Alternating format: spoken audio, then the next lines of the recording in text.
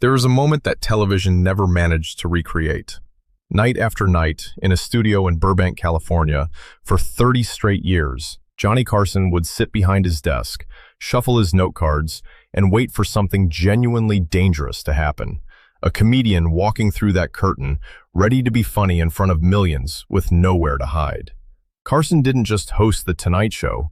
He built a space where the greatest comedic minds of the 20th century came to attempt the most unforgiving thing any entertainer can try. And the detail nobody talks about enough is this: you couldn't fool him. He had seen every trick, every formula, every setup. So when someone actually broke him, when the note cards dropped, the hand hit the desk, and the tears came, every American watching at home knew they were seeing something real. That is what this is actually about. Not just the guest list, but what it costs to earn that reaction, and what it meant to the people watching. The truth tends to live in the rehearsals nobody filmed, and Carson spent hours before each show preparing in ways his audience never saw. He read, he studied, he treated the architecture of a joke the way a watchmaker treats gears. And that's when he encountered Rodney Dangerfield and recognized he was sitting across from something genuinely rare. Dangerfield remains one of the most misunderstood figures in American comedy because what read as effortless came from an almost frightening level of craft. Every joke ran on a three-part internal mechanism, a setup that seemed almost too simple, a pause calibrated to the millisecond, and a punchline that landed like a precision instrument dropped from exactly the right height. And the result was that audiences weren't just laughing, they were physically ambushed by it, unable to defend themselves. The moment that defined Rodney's relationship with The Tonight Show arrived in 1983, during a routine built around his signature no respect framework. He told Carson that his own mother had never breastfed him, that she had informed him she only liked him as a friend, and the audience erupted before he'd even finished the sentence. Carson didn't just laugh, he collapsed. Tears came, hands went to the desk, and when the moment came to send the show to commercial, the words simply wouldn't arrive. What viewers at home didn't know was that during the breaks, with cameras dark, Carson would pull Rodney aside and ask technical questions, specific ones about the rhythm of a particular setup, about why one word choice worked where another would fail. For Carson to admit he was learning from a guest was nearly without precedent, because he was the standard by which other entertainers measured themselves. Dangerfield had something Carson recognized as beyond imitation, a comedic instinct so refined it had become something else entirely. And for 30 years, Carson never stopped being grateful Rodney chose to bring it to his desk. Dean Martin operated on entirely different principles, and people debated for decades whether he was actually drinking on television, whether the unfocused grin and casual disregard for interview protocol were genuine or performed. Carson knew the answer, and he quietly admired it. Every stumble was choreographed, every casual mispronunciation placed deliberately, every moment of apparent confusion engineered to produce a very specific kind of laughter. The warm, delighted laughter of an audience watching someone who appears to be having more fun than anyone else in the room. Pulling that off without looking underprepared is extraordinarily difficult, and the distance between those two outcomes is the entire difference between a disaster and a masterpiece. During a 1975 appearance, Dean showed up seemingly confused about the film he was there to promote, mixing up names and delivering observations that seemed to arrive from a slightly different dimension. And at one point, mid-interview, he turned to Carson and asked, with genuine seeming puzzlement, how all these people had gotten into his room. The audience loved it completely. Carson couldn't stop laughing because he understood exactly what he was watching, a performance so total that even the seams were invisible. And what happened off camera made it more fascinating still. Johnny would visit Dean's dressing room before the show, not to coordinate material or rehearse segments, but simply to sit in the presence of that extraordinary calm, because Carson believed an audience grows comfortable in direct proportion to the comfort projected by the performer. Dean Martin was the living proof of that principle, and the image of one of the most accomplished television hosts in history, taking quiet notes from a man pretending to be half asleep, says more about both of them than any review ever could. Buddy Hackett ran on entirely different fuel. Where Dean Martin was controlled, Buddy was volcanic.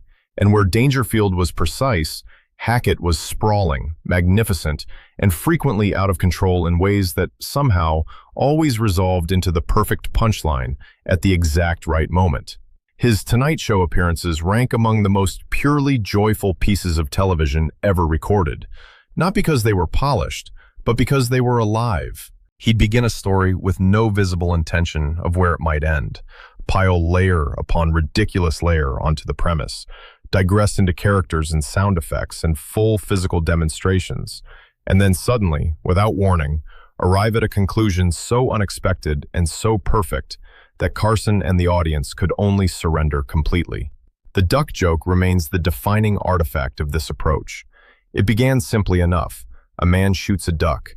The duck falls onto a farmer's property, then spiraled with incredible velocity into a story about country-style dispute resolution with increasingly painful stakes, until the farmer, beaten but unbowed, concluded the duck simply wasn't worth the trouble anymore.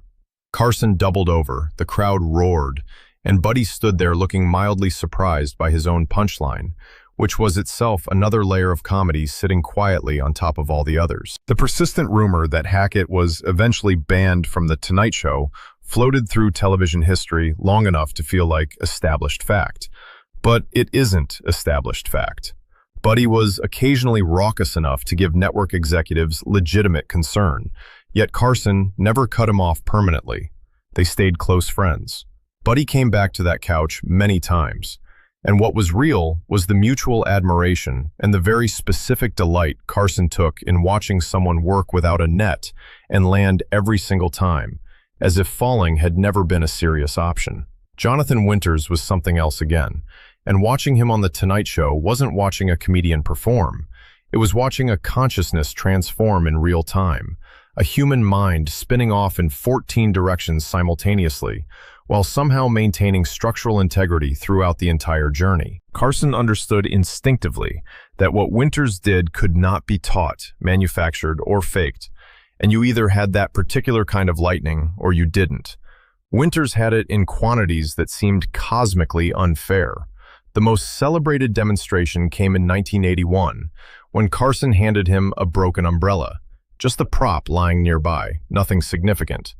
And Winters instantly became a slightly deranged British colonel, narrating a rainstorm from some indeterminate colonial posting, delivering a monologue that included the claim that a Sergeant Pembroke had been eaten by his own canteen. Carson's reaction was total, head back, eyes streaming, completely gone, while the audience produced the kind of sustained, helpless laughter that isn't really a decision, but a physiological event. Off camera, Carson would regularly instruct the production team to extend Winters' segments beyond what the schedule allowed, effectively sacrificing the structural integrity of the entire show to keep the magic going a little longer. And that's not something he did routinely. That was a specific, deliberate acknowledgement that what was happening on that couch was too rare and too valuable to cut short.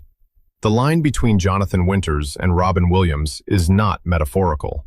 It runs direct, documented, and emotionally significant to everyone who understood it.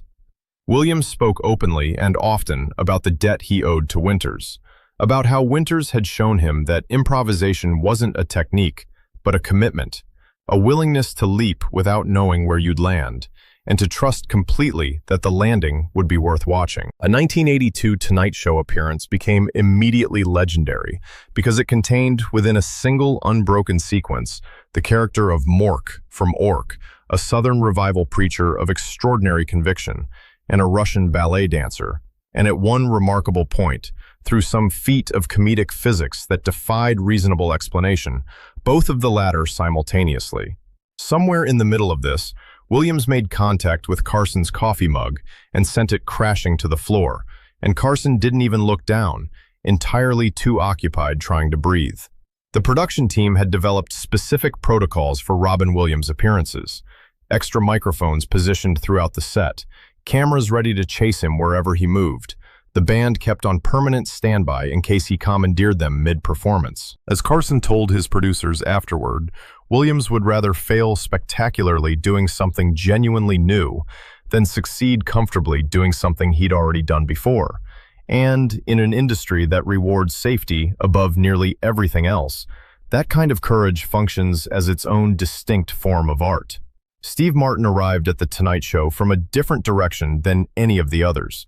Where Winters and Williams drew from deep traditions of improvisational chaos and the joy of unplanned collision, Martin was fundamentally a student of form, a comedian who loved the conventions of entertainment so thoroughly that he'd spent years figuring out exactly how to dismantle them from the inside. His appearances were conceptual in ways genuinely unusual for late-night television, which tends to reward warmth and accessibility over anything requiring an extra beat of processing. And Carson was sophisticated enough to appreciate both the joke itself and the architecture holding it together. The bit that defined their relationship was the famous "I have to leave" routine, where in the middle of a perfectly ordinary conversation, Martin simply announced he needed to leave, stood up, walked calmly off the set, and disappeared. Carson sat with a baffled studio audience for a moment that felt considerably longer than it actually was, and then Martin returned, sat back down, and resumed the conversation as though nothing had occurred.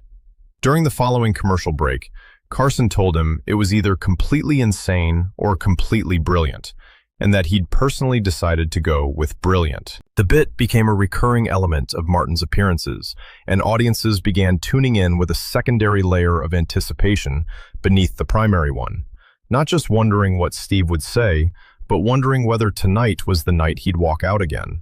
Carson later admitted that Martin's absolute willingness to risk total confusion in pursuit of a larger comic idea had nudged him toward taking bigger risks in his own hosting style, and that is a remarkable thing for a man of Carson's stature to say about a guest. Beyond the 6 names that dominate this conversation, others shape The Tonight Show in ways that deserve far more than a footnote in someone else's story. Don Rickles built an entire career on insult comedy that should theoretically have been alienating, but landed instead as somehow the warmest thing on television, because everyone in the room, including every target, understood that the ferocity was just another language for affection, and his exchanges with Carson carried a quality of dangerous mutual joy unique in all of broadcasting. Jackie Mason brought a comedic worldview so specific and so completely realized that it functioned almost as a self-contained universe, pulling everyone nearby into its gravitational field. Bob Uecker transformed the role of the spectacularly failed baseball player into a comedic identity so perfectly inhabited that it transcended sport entirely and became something universal. The portrait of a man who had arrived at exactly the right relationship with his own considerable limitations. And Carol Wayne, the beloved matinee lady of the tea time movie sketches, contributed something easy to undervalue from a distance, but impossible to miss up close, which was a warmth and a timing that made her a genuine creative partner, rather than simply a prop for Carson's punchlines. What Johnny Carson built over 30 years on The Tonight Show was not simply a television program. Night after night, it functioned as a live demonstration of what it looks like when craft and courage and chemistry align in front of an audience and produce moments that nobody planned and nobody could have planned. The families gathered around their sets through those decades weren't just being entertained. They were watching a form of live art with no real equivalent anywhere else in American culture, delivered by a host who understood better than anyone alive that the highest compliment you can pay another performer is to let them make you forget, just for a moment, that you were supposed to be in charge.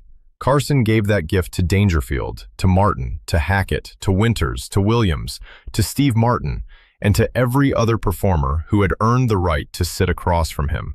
And in doing so, he created something that time has only made more precious: the memory of a room full of people, including the most prepared and most polished man in the history of American television, simply and completely unable to stop laughing.